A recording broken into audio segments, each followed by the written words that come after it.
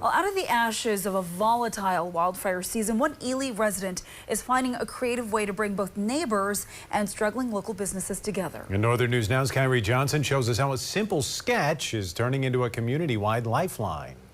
An Ely designer has teamed up with local businesses to share this artwork across town, turning a creative idea into a source of support for a local nonprofit as the community comes together during these wildfires. It's not until something you love is threatened that you realize how much it matters to you. In the tense early days of the wildfire, Ely residents united to clear brush and protect their town. Inspired by this resilience, local graphic designer Bethany Way hand drew a commemorative art print. And just kind of started playing with the artwork and this sense of like, could I create a little logo or something to just celebrate how our community is responding in the face of crisis. As social media interest soared, Way partnered with Virginia-based W.A. Fisher Company, the century-old printer of Boundary Waters maps. We printed 350 posters. Happy to donate as many as she needs, the more the better in my opinion. Now all poster profits go directly to the nonprofit Ely Community Resource, which provides critical services to local youth. Something to unify around and something to benefit our community, not just in the short term, but in the long term. But it's not just the nonprofit benefiting. Local business owners are hosting the merchandise to help draw customers back in. All those businesses, they rely on their June, July, August. Those are their busy months, pay their bills for the entire year. The art, also a piece of history to hold on to. The past couple weeks really did help solidify for me how much I love this place, and there's no question about where I want to raise my kids. It's the community, it's the people. We'll have more details about where the merchandise is accessible, as well as the services that Ely Community Resource provides on our website.